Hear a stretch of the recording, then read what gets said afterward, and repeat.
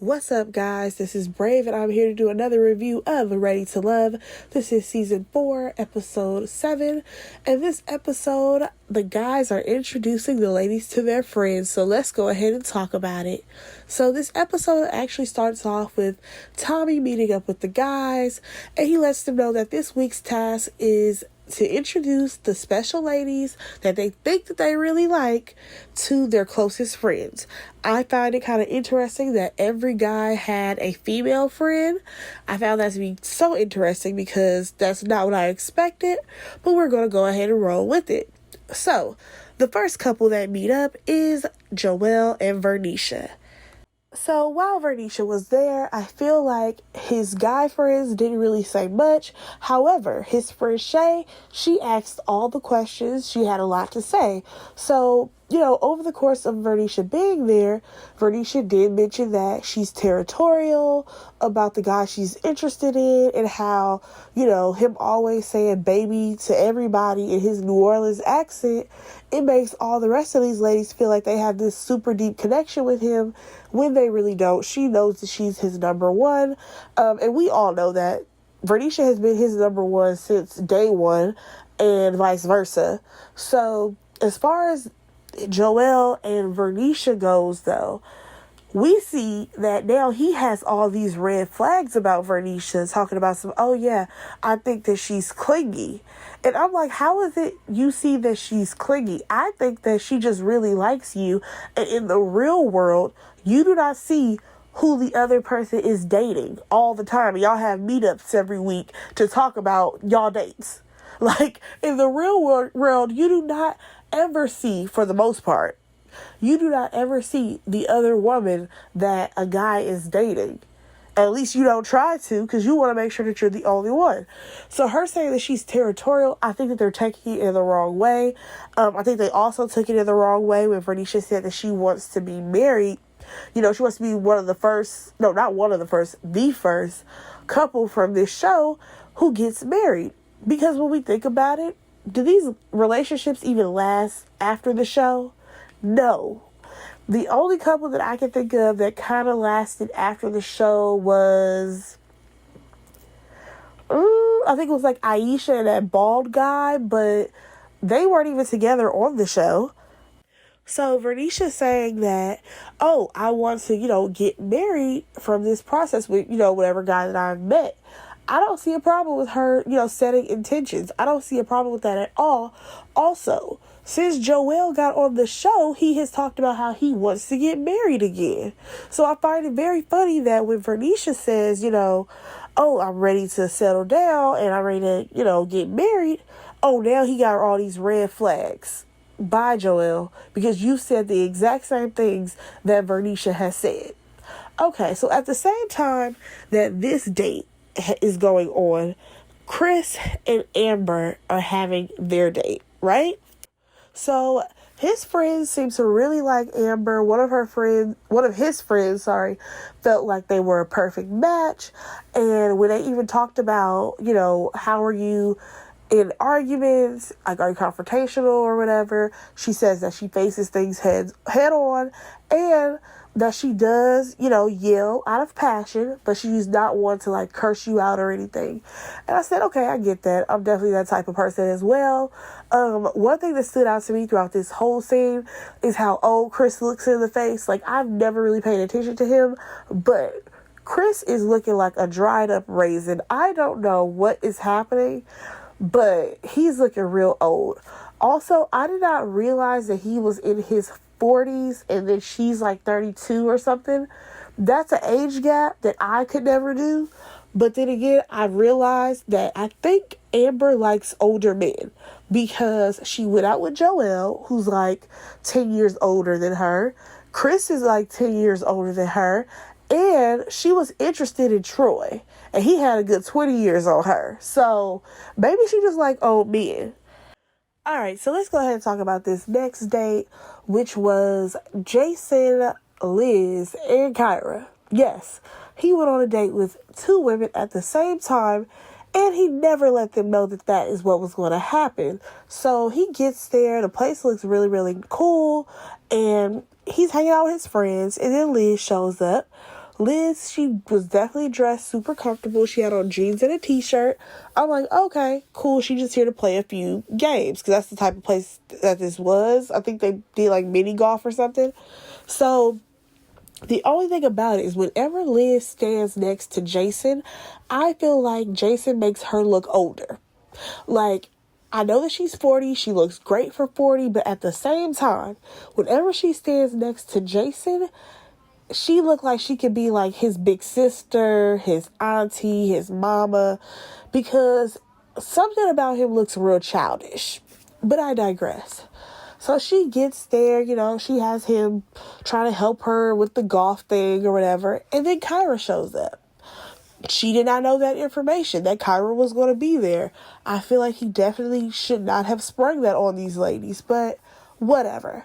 So when it comes down to the friends asking questions, one thing that I noticed is that Kyra is very good at answering questions as well as flipping questions, so that way they're answering more than she actually has to give answers to, which I absolutely love.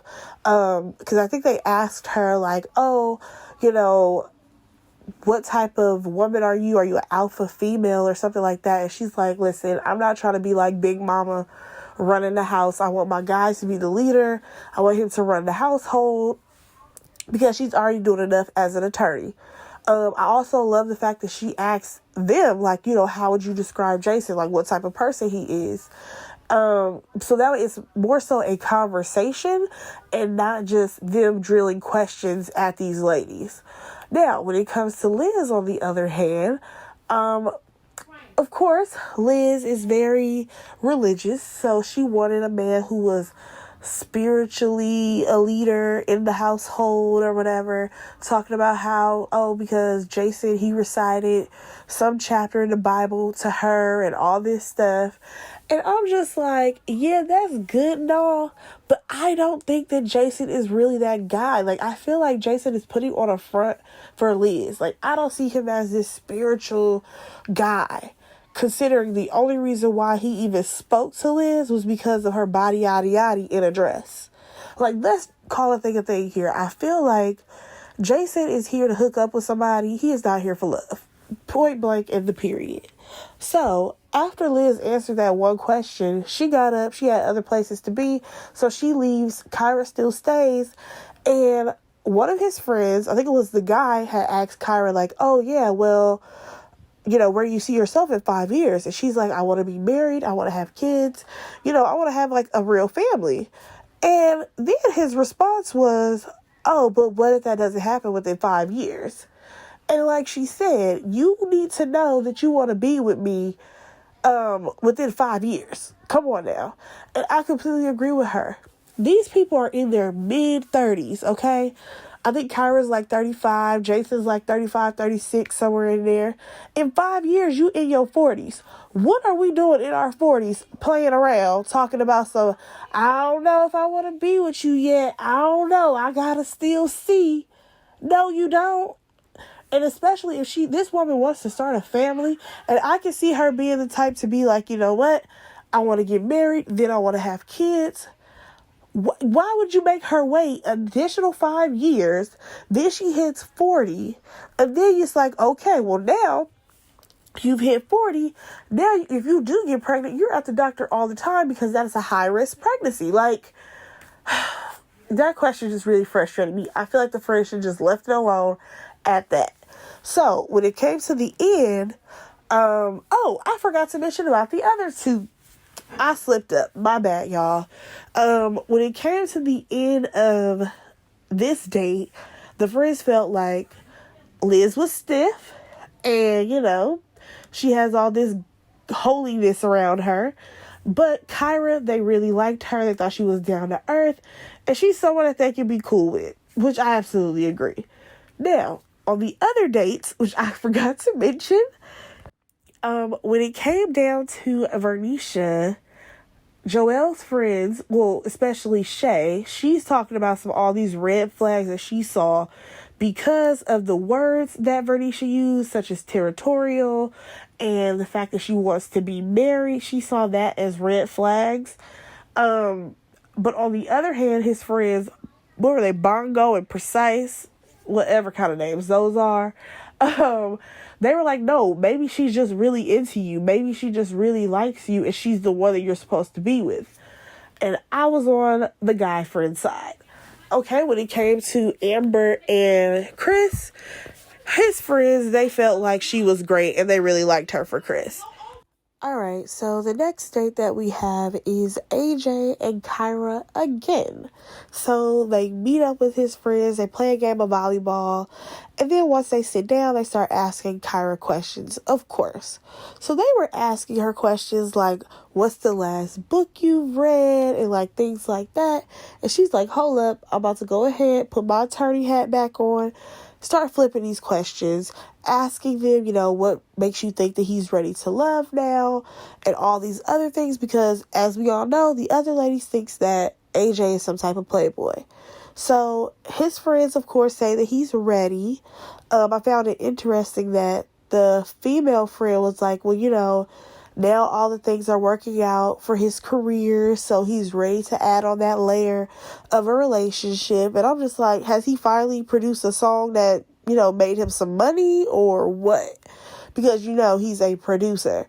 So, after their date, though, his friends felt like she had a guard up.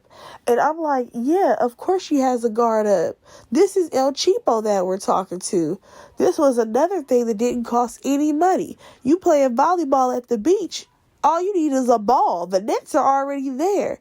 This cost this man no money. So, one thing that his friend did say, though, was that she felt like Kyra was interested in AJ and that she, really did like him. Now, I do think that Kyra likes AJ, but I feel like she rightfully has a guard up with him because I also feel like he has a guard up with her. So, it is what it is.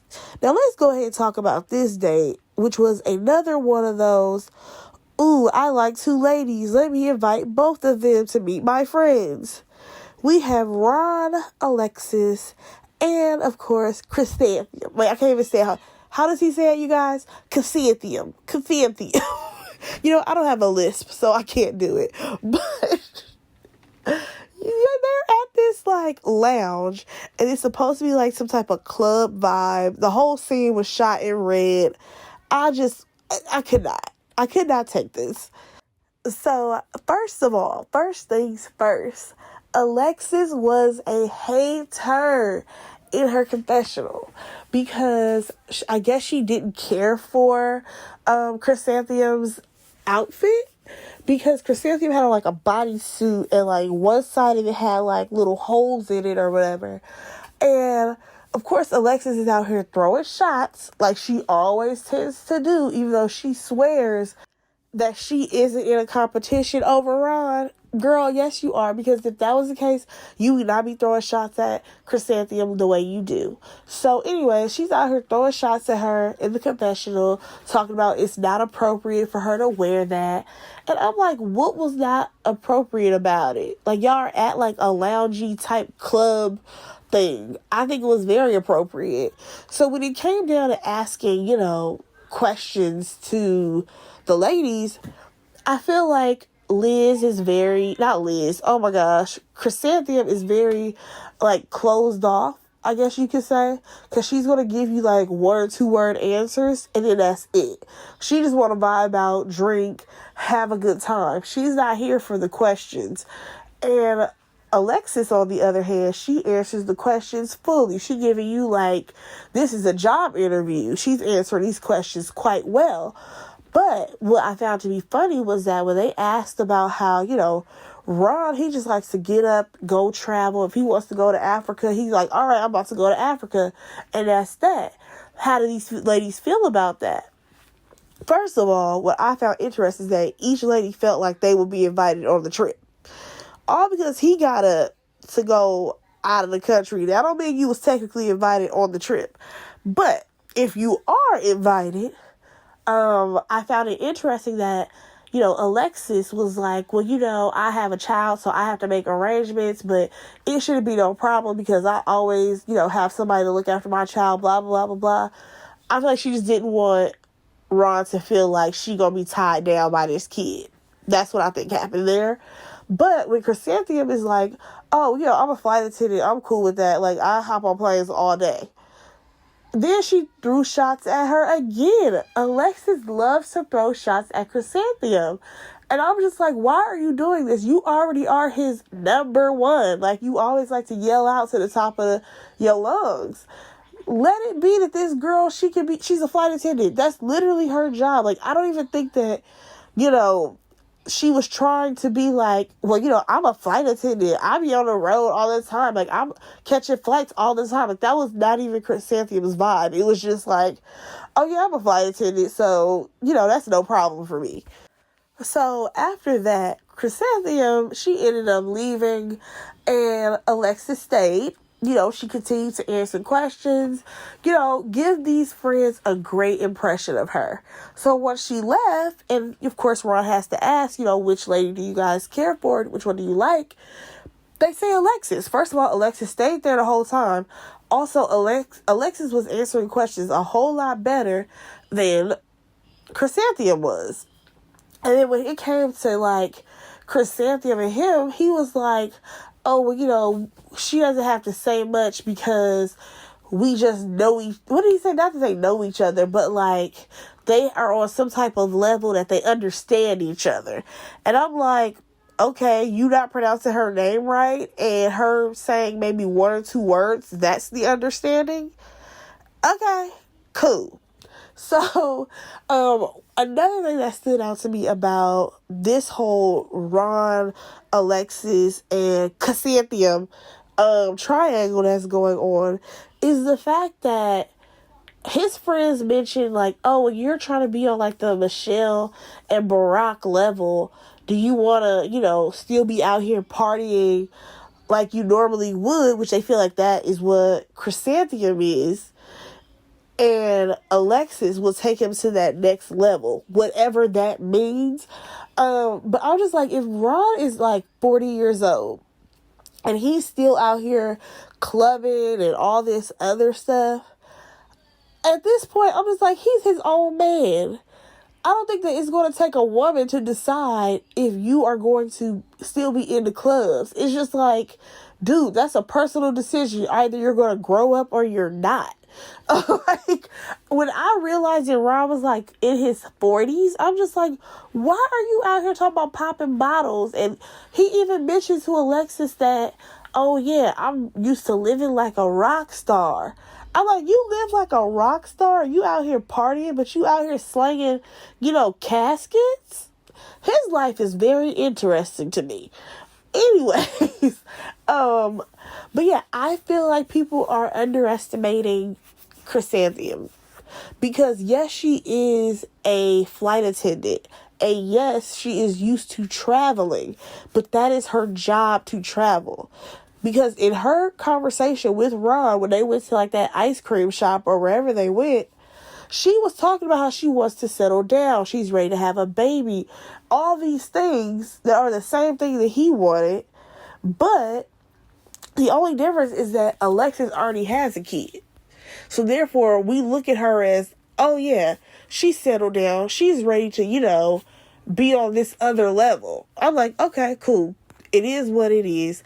I personally don't think that the guy for Chrysanthemum was on this show to begin with. But I feel like she tried to go ahead and play the game because it's a TV show. It's a competition. And I feel like she's like, well, these are the options that I have. I guess this is who I'm going to date. All right, so enough of their date. Let's go ahead and talk about Liz going out with David to meet his friends. And first of all, I really hate the fact that David is over here trying to hang it over her head that Jason kissed her. Like, sir, how old are you? Why are you so childish? First of all, it was a little peck on the lips. Calm down. You don't own this woman.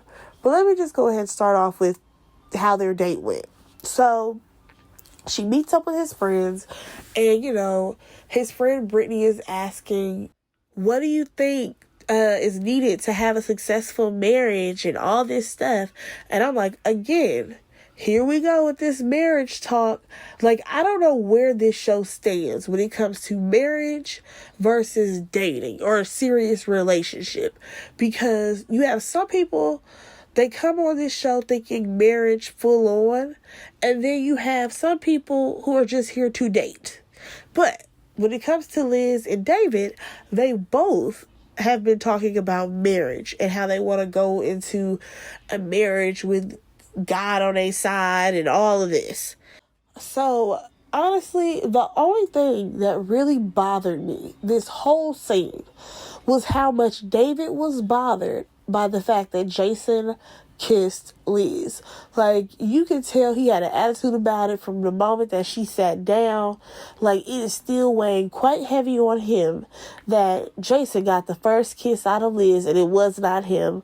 Because he even mentioned how, after it happened, she called him that night to be like, hey, this is what happened, and I want to let you know, I don't want you to hear from somebody else, because unlike the women, what they had to go through with, like, Vernisha, because this is how I think this happened. Actually, no, I'm going to bring that up a little bit later. But I think that the way that the women hype up the conversations in that lounge, Vernisha did not want herself to be hyped up. Like, Jason going in there and be like, y'all, guess what? I kissed Liz, blah, blah, blah, blah, blah. Because she already knew that David would probably feel some type of way. And plus, she ain't that type of woman. So, the fact that she ended up calling him, letting him know what happened, I'm just like, can't you take that and be like, yo, like, she's a stand-up woman, like, she really does like me, because she even told him on the phone, like, yeah, you're still my number one, and I have most of my interest is in you.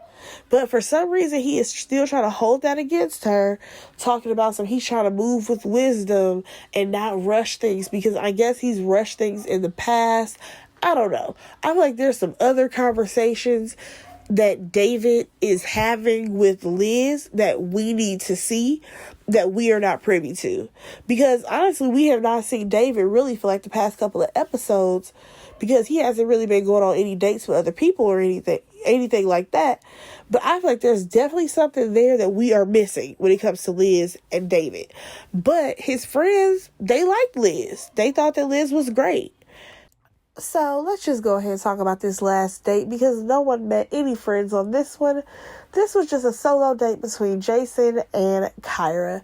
They ended up going to like this little art gallery that was in somebody's house, and no judgment.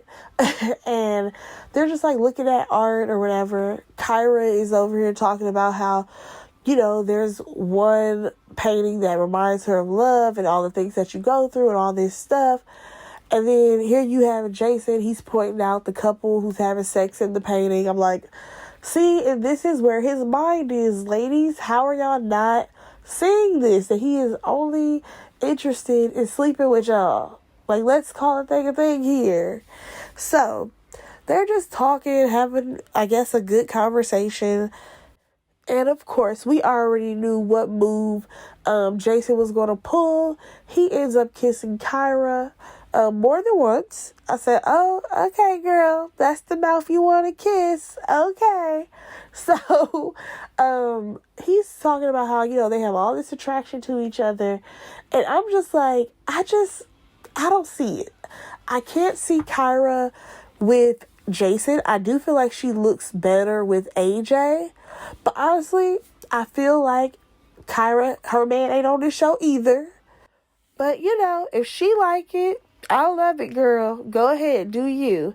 But one thing that she did say in her confessional was that she's confused, because she has feelings for Jason and she has feelings for AJ, and she just doesn't know who she likes more. I'm like, all right, girl, pull a Adriana, string these boys along till the very end. I can't even knock you. Let's go ahead and talk about the guys meeting up, because this is where the shit got real interesting, okay? So they're in the lounge, and the first guy that Tommy asked about, the woman meeting up with their friends is Joelle. And he talks about Venetia, talking about some, oh yeah, some of the things that I thought were red flags. My friends thought so too, that she could be very clingy and territorial. And even Tommy is like, wait, you have a good thing going with Venetia. Where is all this even coming from? And at this point, I'm like, okay, the BS is starting up. So after we get him, we have Jason talk about how he went out with Liz and Kyra. His friends don't see it for Liz, as we know, but they do like Kyra. And he also mentions how, they think that Liz is stiff, but, she's very open to him. And I'm like, is she though? Because I just feel like she's going along to get along. So once Jason started breaking down about how, oh my God, these people are just saying really nice things about me, I said, oh no, I'm not about to do these little tears you got. I got it from Joelle the first time. We're not doing a round 2 with you. Sorry you missed the moment. So let's go ahead and talk about the next guy. All right, so now we ask Ron, how did your, date go with Alexis and Chrysanthemum, as he calls her? And he's like, well, his friends, they did like Alexis, and of course they felt like Chrysanthemum pretty much ain't the girl for him, because she can't take him to that next level, whatever that means in Ron's world. So at this point, Tommy's like, okay, let's switch gears. So he then asked the guys, okay, if you were to leave right now, who is the lady that you would choose to be with? And y'all, this is where all the bullshit started for me. First guy up is AJ. Of course, he's going to say Kyra, because that is who he has been interested in this entire time. As far as where people stand today, AJ is only interested in Kyra. He lollygags around with Alexis just in case as a backup plan, but he's only interested in Kyra. Next guy we have, okay, here goes Joel. Of course, we all think that he's going to say Vernicia, regardless of him feeling like she's clingy or whatever. No, he says Kyra. Sir, we ain't never seen you speak to Kyra, let alone you go out with Kyra. But you gonna sit up here in this lounge talking about I would choose Kyra to go home with. To do what? Like, what is she gonna do? Even Tommy was confused at that point, because he's like, since, this show has started, you ain't never came up in here mentioning anything about Kyra. So Joelle is going on about how him and Vernicia got into it or whatever, had a little argument over the phone, and when he came to answering that question, he just decided to be spiteful and just throw out a name because him and Kyra have good conversation, which I feel like they only spoke to each other that first day, and that was it. Sir, are you kidding me? Vernicia has been your number one since we got here. Okay? Since y'all have arrived, Vernicia has been your number one.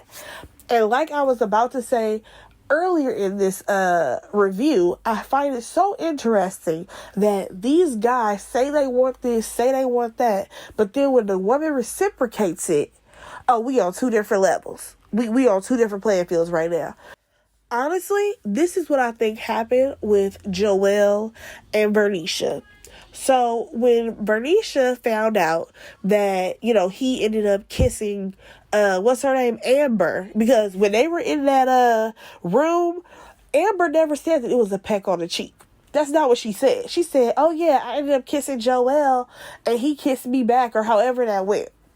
I'm pretty sure Vernicia got on the phone with him and was like, oh, so I know you had a good time with Amber. I see that you kissed her and everything. And of course he had to clear it up and be like, oh no, baby, I didn't just kiss her on the lips like what you're thinking. I only kissed her on the cheek. And at that point, it registered to him like, oh wait, now she's territorial. Oh, now she's she's trying to be controlling of what I do. No. You got old girl out here making it seem like y'all was tugging each other down, and she needs clarity, because it's interesting, if she's your number one, why you ain't tugged her down? That is the problem here. So the fact that he sat up here talking about we got into an argument And I just feel like throwing a name out there. I'm like, well, what happens if you are really in a relationship? Like, how is Joel if he's really in a relationship? How petty do you go? Like, that's a red flag for me. Like, I just can't wait till the reunion for her to, talk about how that made her feel that he threw out Kyra's name, knowing he ain't never had a conversation with her except for probably the first day. So let's go ahead and talk about David now. So David, he sits on this couch and he's like, oh, I can only bring one woman back? And I'm just like, David, just go ahead and choose with your weird self. So instead of saying Liz, he says Kyra. Again, we have never seen him and Kyra go out on a date. We have never seen him talk about Kyra yet. This is who he chooses. I'm like, okay, great. So then we get a confessional of Jason talking about what are these guys doing? And the route that I thought he was going to do in that confessional, he did not. I thought he was going to say, why are y'all not choosing the ladies who y'all are actually interested in and going out with, and who are you guys' number ones? But he talking about don't y'all see that I'm into this woman and she into me, she reciprocating it, and we kissing, like kissing for real kissing. I said, what grade are you in? Like, I just was done. So, at that point, we already knew the answer to the last three guys. Of course, Ron chooses Alexis, Chris chooses Amber, and what's his name? Jason, he ends up choosing Kyra as well. So now we have to talk about who is at the bottom. And the first person that they talk about is Liz. Ron isn't feeling Liz, and of course we already know AJ ain't feeling Liz because she ain't giving him none. And then David talks about how, Liz, she did tell him about what happened between her and Jason, and she lets him know that her heart is with him, and for some reason that's weighing so heavy on him. It's like, dude, she chose you. What is there else? What else is there to talk about here? Like, what? I don't understand his problem. So then they talk about, what's this child's name? Chrysanthemum. Sorry, I just love saying it the way Ron says it. Joelle talks about how Chrysanthemum, she basically wants to be the center of attention because she's like, you spend a lot of time with your kids. Where do I fit into that? But honestly, I feel like anybody who goes into a situation where the person has kids and they don't, that's their first thought. Where do I fit into this equation? But also, I don't see them being a match at all. So then this leads to everyone talking about how Chrysanthemum tends to go MIA on everybody when they try to reach out to her. Chris talks about how, she wants everything to be about her. And, Ron is like, he has never gotten that vibe from her because he knows a different version of Chrysanthemum. And with him knowing a different version of her, I found it interesting that he threw all that shade in the confessional talking about Chris is a niche type guy, so he needs a niche type woman. And I'm like, well, what does that mean? Someone please explain. I hope on the reunion they have, Tommy ask, and what did you mean by that? We then end up seeing a confessional of David talking about how, when the guys were talking about what ladies needed to stay, he didn't, speak up for Liz, and he probably contributed to her possibly going home. Yeah, nigga, you did contribute. Why would you think you didn't? Like, that just really pissed me off because I'm like, you have spent this whole time talking about how Liz is this, Liz is that, Liz is so great. But now you over here turning your back on her just because some other guy leaned in for a kiss. Okay, whatever. So Liz is in the bottom and Chrysanthemum. So Ron meets up with Liz and, she's like, ooh, I finally get to go out with Ron while you have Chrysanthemum and Chris going out. And she like, I already know what this is. Go ahead, spit it out. Tell me either I'm going home or I'm not. Because she already went out with Chris and she knew that it wasn't going to work out. So I think it would have been interesting if a different guy would have taken Chrysanthemum out. Like if it was AJ or something. But that's not what happened. So Chris is over here talking about how, I like you or whatever. She's like, yeah, whatever. Like you can tell she's ready to go because the guy for her ain't even there. Like, let's be honest. The guy for Chrysanthemum is not there.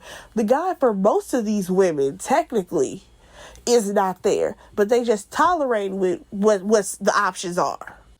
So in the end, we have Liz staying, of course, and Chrysanthemum is leaving. I'm definitely gonna miss hearing Ron say Chrysanthemum a lot, but that's okay. Let me know what you guys thought about this episode. Go ahead and like, comment, and subscribe to my channel, and I will talk to you guys in the next one. Bye, guys.